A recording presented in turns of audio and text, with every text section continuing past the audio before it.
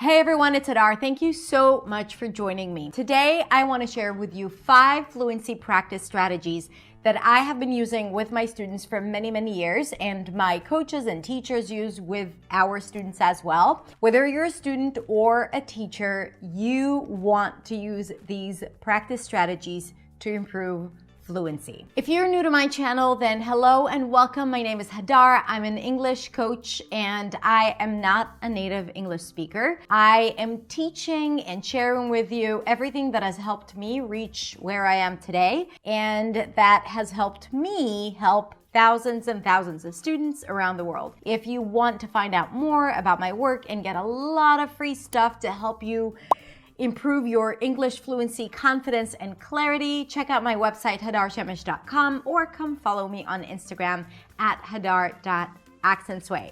Let's get started with the 5 practice strategies. So the first one is speaking with feedback. Now, I'm going to talk about that a little bit. Whether you're a student learning with a teacher, or whether you're a teacher trying to help a student, this is a very, very effective practice technique, and it helps students build confidence. Now, if you don't currently work with a private teacher, then wait till the end and I will share with you how you can do it on your own. But if you do have a teacher, or if you are a teacher helping a student, here is one of the things that I've discovered to be the most helpful when it comes to identifying the challenges of the students. So the idea is for you to speak freely about anything that relates to your life, whether it's your job, your plans for tomorrow, anything that you might be using on your day-to-day life. And then to have your teacher or coach give you feedback on the specific things that prevent you from sounding clear, coherent, or confident. So you don't need to get feedback on every single pronunciation challenge or grammar mistake that you're making. And if you're a teacher, your job is to help the students identify the key elements that prevent them from being clear, coherent, and confident. So if you're a student working with a teacher, you would want your teacher to give you specific feedback on those places where you get stuck, or whatever it is that you say make you sound unclear, or it's a very, very noticeable grammar mistake, such as, saying something like he play every week instead of he plays every week. So speaking with feedback in a spontaneous, intuitive way is one of the best practices that I have seen to help students gain clarity and confidence. Now, if you don't have a teacher, you can do 2 things. One, you can use voice to text, so you can record yourself speaking. And when you see that it hasn't detected what it is that you were trying to say, then maybe there is a pronunciation challenge and you want to explore that. You want to repeat that phrase, repeat that phrase. You want to see that it actually detects what you're trying to say the second time. But also, and this is a really good tip, so make sure you write this down, there is a great tool called WordTune. WordTune is a writing assistant based on AI. I'm going to link to it below. I'm not an affiliate. I just love the product. And what it does is it takes a sentence, even if it's half-baked or not ready, and it really understands what it is that you're trying to say, and it gives you some alternatives so you can choose from it. And this is a great way for you to see, okay, I said that, this is what it suggests. How is it different? How is the grammar different? How is the sentence structure different?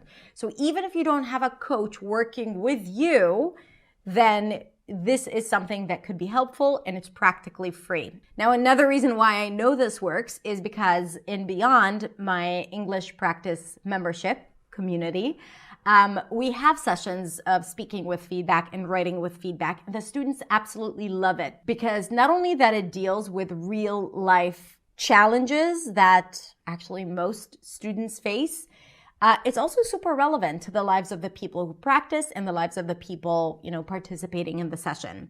If you want to find out more about Beyond, my English practice membership, super affordable, you can click the link below and learn more about it. The second practice strategy that I've been using with my students for many, many years is asking the students, and by students, that means you, to answer a different question every day, to give yourself 3 minutes and record yourself on audio or video answering the question. Every question should be totally different about topics that you don't always talk about. And here's why. Usually when you speak in your day-to-day life, you use a certain vocabulary, like you use the same ongoing conversations. And here's the thing. You're used to speaking about something, therefore that would be convenient for you. But every time you get out of your comfort zone, getting asked about something that you don't know how to talk about, that might feel challenging, and then you'll feel like your vocabulary is limited, or you might just not participate in the conversation, which is not good. And to improve that and to expand your vocabulary and confidence speaking about different topics, I recommend to take a different question every single day and answer it for 3-4 minutes. And what type of question? Just go and Google conversation topics or controversial questions, and you'll get lists and lists and lists of questions to raise a discussion. And all you need is yourself and the internet and a recorder, so you can record yourself and listen back to it if needed, but you don't even have to record yourself.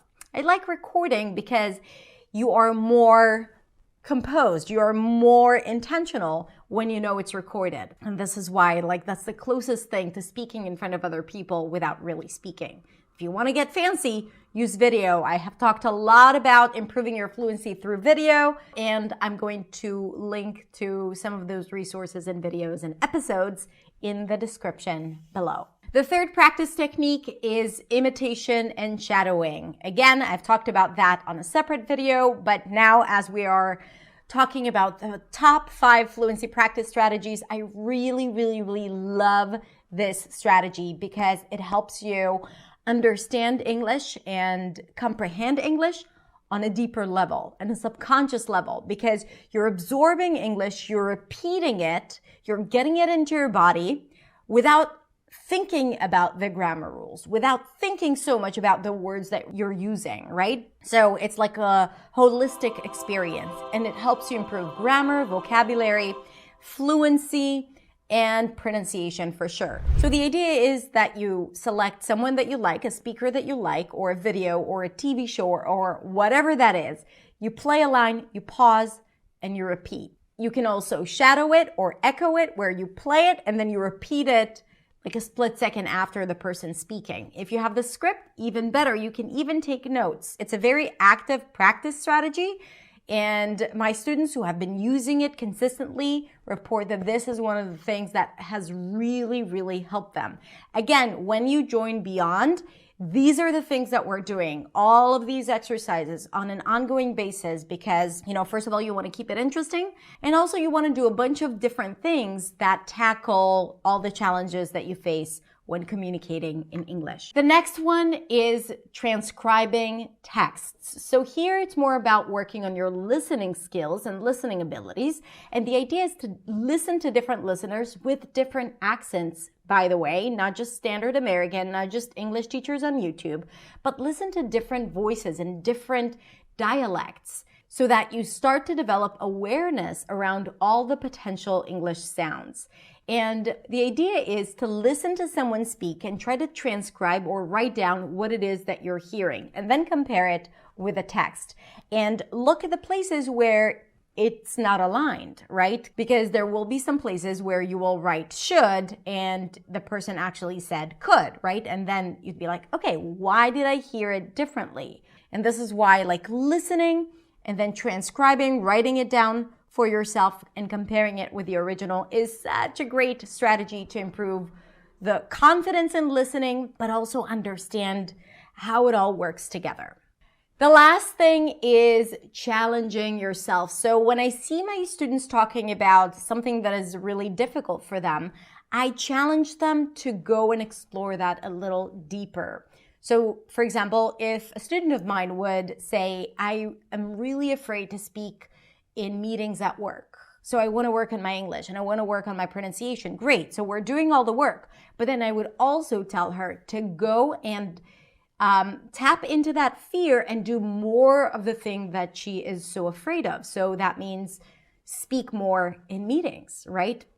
In a way, just put yourself in a situation where you are forced to speak, of course, only if you feel safe, but to really confront yourself with that thing that you're afraid of. If your thing is fearing speaking in public, then go live on social media and speak to other people.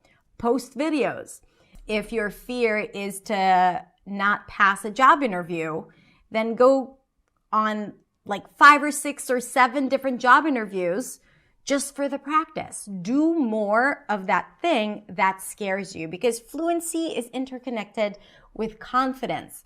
And if you're experiencing a certain fear around communicating in English, it's not just about the grammar and it's not just about the vocabulary.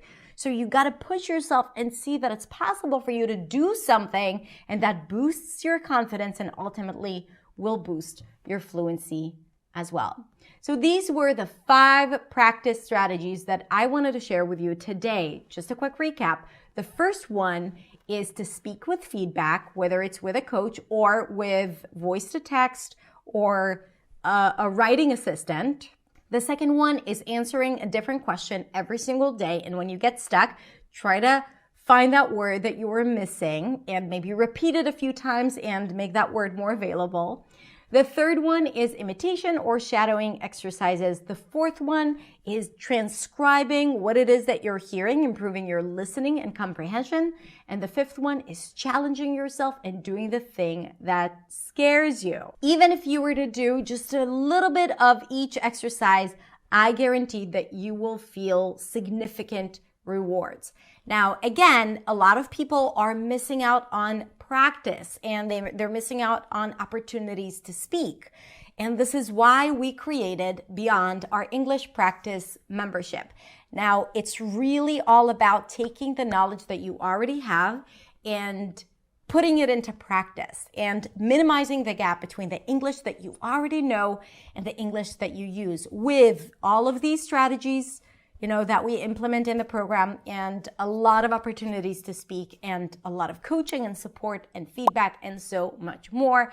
And doors are gonna open soon. If you're watching this as I release the video, you can click the link below to find out all about it. And even if the doors are closed, I'm inviting you to get on the list to find out when we open doors for Beyond, our English Practice membership. Have a beautiful, beautiful rest of the day. I hope this was helpful. If you have more suggestions and more tips on how to improve fluency, please write them in the comments below. Have a great day, and I'll see you next week in the next video.